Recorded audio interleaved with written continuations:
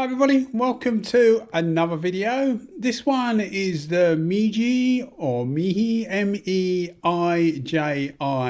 Finer Force, and this is the 2.0mm. It's the WB version. Now there's a few versions of these. There's the T, there's the R, and there's the B. This is a new version. It came out about 4 months ago, and I literally got it just as it come out. I saw on their Instagram page that they were going to release it soon, so I ordered it from Painting Tools Japan. Most people know I get quite a lot of stuff from them, Japanese stuff, and I ordered one so that when it came in I'd be able to have one more or less straight away. So that was about 4 months ago, so I've had it quite a while, although this actual video was shot. This was only the second time I'd used it, and the first time I used it, I was a little bit not worried, a little bit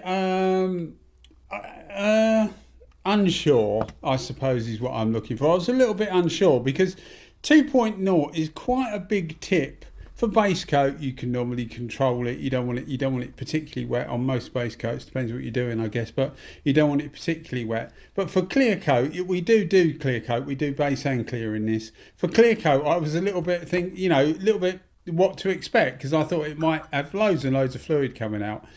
Anyway, I needn't have worried, because the way the cap is done is balanced superbly. The tip as well, they put different amount of air holes. They obviously know what they're doing. The manufacturers know what they're doing when they design these things, and they've made this absolutely superb. This is probably the best made spray gun that I've got and that I've seen. All these Finer Force ones are really superbly well made. And I've got some other milli ones as well. I've got the Finer Core, and I've also got an F110L, and I've got a few others, and they're all very well made, but these in particular are extremely well made, and so is the Finer Core, which are their newer guns. They're newer range that are slowly replacing their older stuff. But they're really superbly made. You won't find, in my opinion, any better made guns, and that includes Sartors and your DeVilbiss, Iwata, whatever you want to say, and includes Sagola as well. Although they're probably not better made than the Sagolas, they're more engineered than the Sagolas, whereas the Sagolas are robust in construction. These are fine engineering, if that makes sense. Hopefully that'll make sense. Hopefully you know what I'm trying to say. But yeah, they're really, really well made. So what's it perform like? As I say, with a 2.0 tip, I was a little bit apprehensive as to how much would come out. So I discovered that for base coat, and this is actually solvent base coat, waterborne base coat, you might want a little bit more, but I put the settings on 2.5 out. 4.5 is full fluid, and I really didn't need any more than 2.5. I didn't want it super wet, and it just gave me enough. So 2.5 out on the fluid give me enough. I was using it at 2 bar. As far as I know, it's recommended to be used at 2 bar, and I had no need to deviate from that at all. You'll see the final results were absolutely superb. So I left it on 2 bar or 29 psi for you guys in the US. 2.5 turns out in the fluid, and somebody asked me a few people have asked me actually, why do I go from turns out on the fluid, i.e. you turn it all the way in, and then I say turn it 2.5 turns out, and that's where I've got it. And that's quite simple really, because when you turn the fluid all the way out, obviously completely all the way out is where it gets to the end of the thread and the needle pushes the adjustment knob off in your hand.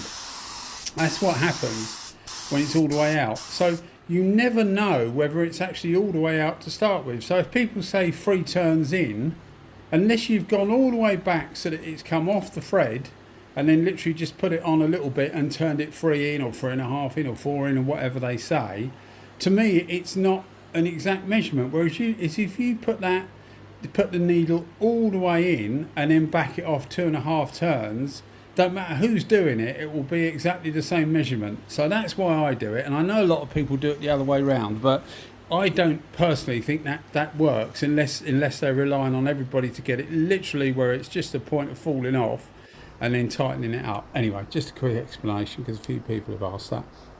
So yes, it's a really, really good gun. I've used it for base coat, I've used it for clear coat. Clear coat is an absolute dream. You're about to see what it's like for clear coat. When I did this video, it was 24 degrees Celsius, which is, what's that, about 77, 78 Fahrenheit, something like that. So it was relatively warm. Certainly for the UK, it was relatively warm because it's normally quite chilly. So there's no need to use any heat or anything. Although I did warm the clear coat up still because I'm warming it up to about 30, 32. So I didn't warm the base up because I've taken recently to warming up the base, which seems to help with it drying quicker. But I didn't need to bother. I just literally warmed the clear coat up to about 30, 32 degrees, which is about 90 degrees Fahrenheit, something like that, 95, something like that.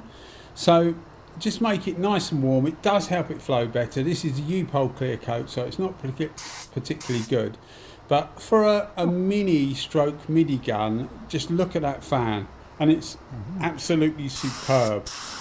And well, you can see what it's doing. It's a little rocket, and I absolutely loved it. From being having a bit of trepidation, that's the word I was looking for. Not nervous, trepidation about having such a big tip on clear coat. It was an absolute joy. It's just a little pump, and you just get on with it, and it just lays it so nice. So I can highly recommend this thing. For some reason, when I bought this, I paid the same price as the other versions, the R's, the T's and the B's. I paid the same price, but if you look anywhere now, they're actually more expensive. So either Painting Tools Japan made a mistake with my order, or the price of these have gone up compared to the others. I don't know, but if you look at these, and I'll put a link in the description where I got it from at Painting Tools Japan. I'll put a link in the description, but they're more expensive than I paid for it. So I think these things have just gone up.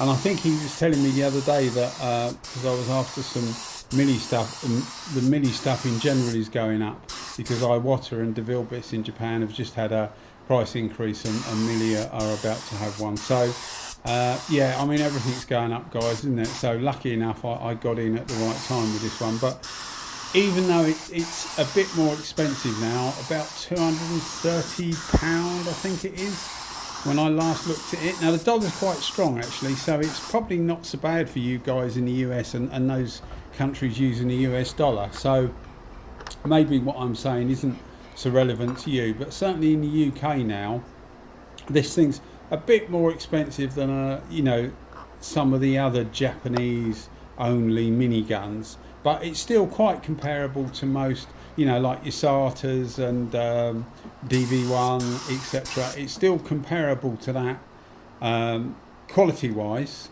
I mean, it's much faster than any of those. Well, I mean, if you stuck a 2.0 tip in the SATA, it would probably be similar actually. It's because it's got a big tip. But I thoroughly enjoyed using it. And you can see, well, you can't, but you will do in a minute. When you see the finish outside afterwards, it's absolutely superb. A real joy to use. And as I say, the build qualities on these, although you see the trigger there, if you look at the trigger, it's actually plastic. And I can't remember the reason they said. I looked into that, and they give a reason why it was plastic.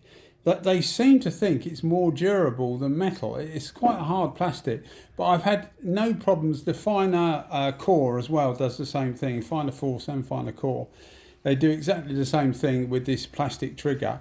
But I've had no problems with them whatsoever. I mean, I don't normally drop the guns, and that's probably what would do it. Dropping it on the trigger, but SATA use plastics in certain parts of their gun, and I know people take the mickey. I've seen a few guys on YouTube taking the mickey out of SATA having plastic bits, but I think there's a place for it, because as long as they work okay, then it can avoid, like if you drop it, the plastic bit breaks and breaks off, but it doesn't shock the rest of the gun, doesn't like harm the threads or anything like that, because the plastic absorbs the shock and breaks.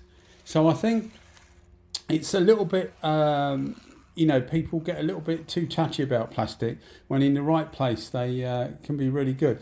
You can see I was going underneath the underneath and the side where all the folds are in the tank underneath. When you're doing this bike stuff, make sure you get underneath there, because what you'll find is you can do the top and the sides and everything looks fine, but underneath it's dry, or it hasn't got enough base coat and it's dry. So you need to get it off the bench in the air slightly and just get underneath and make sure you do those edges. Obviously you don't need to worry about the bottom, because presumably you would do the bottom at a different time. That's normally what I would do if I'm doing it for people. I try and hang it up and do the underside and the top all at the same time, certainly with a clear coat.